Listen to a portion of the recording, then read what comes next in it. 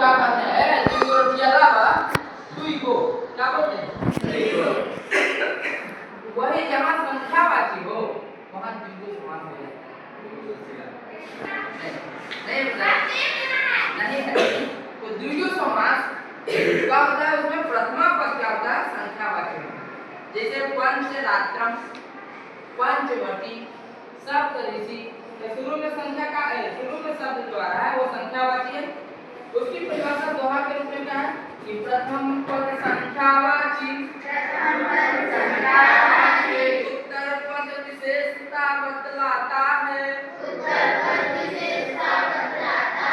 समूहवाचक के अर्थ में हो तो द्विगु समास कहलाता है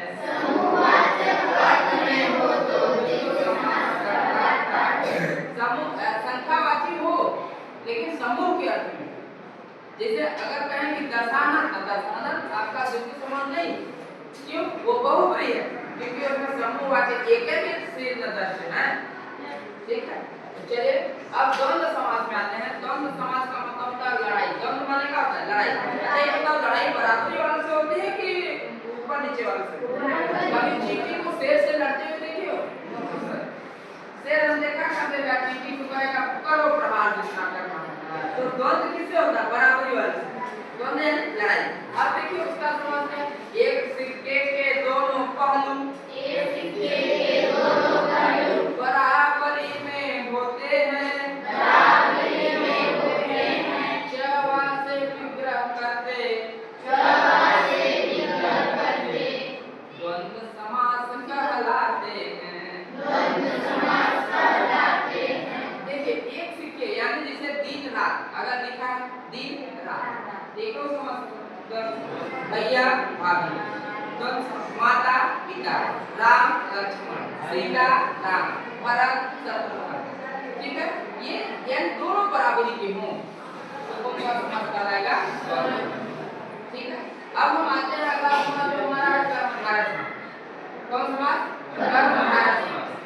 तो कर्मधारय समास में क्या होता है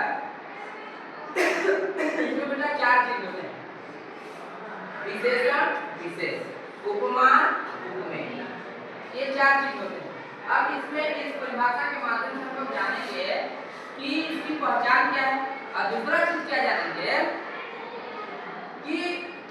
पूर्व पद में क्या होता है उत्तर पद में क्या होता है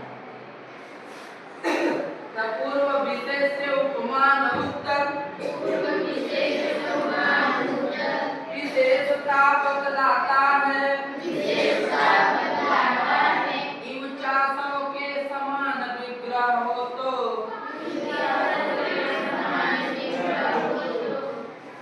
कर्मधारय कहलाता है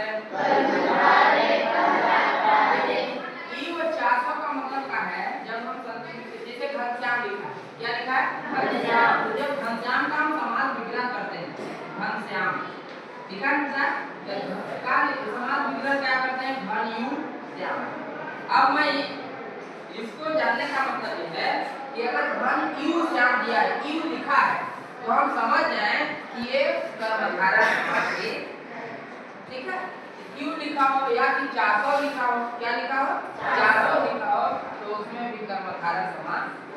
कर्मधारय होगा अगर हिंदी में समास पढ़ते हो लिखा रहता है कि बादल के समान तो ही आपका क्या हो जाएगा कर्मधारय समास के साथ ये कर्मधारय समास हुआ और फिर लास्ट में आता है बहुप्रीहि जगह नहीं था तो आप लोगों ने यहाँ लिखवा दिया ठीक है यहाँ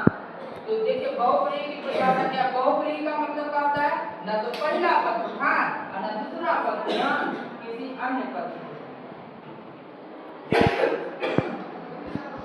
ना पहला पद प्रधान ना दूसर प्रधान अन्य का अर्थ बतलाता है अस्या सा से विग्रह हो तो बहुब्रीहि कहलाता है एक शब्द पहचान बता दें इसमें अधिकतर महापुरुषों यानी प्रसिद्ध लोगों का नाम होता है या तो भगवान का नाम होता है जैसे पीताम्बर न तो पीताम्बर अब ये देखो पीताम्बर क्या हो गया? न तो पीत प्रधान है, नामवर प्रधान है, क्योंकि पीताम्बर कहते हैं तो हम समझ जाते हैं कृष्ण भगवान की या विष्णु की बात हो।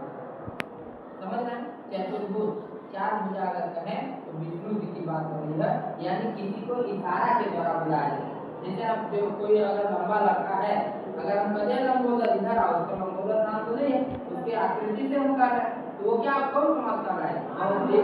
जैसे गणेश जी को कहते हैं कि लंबोदर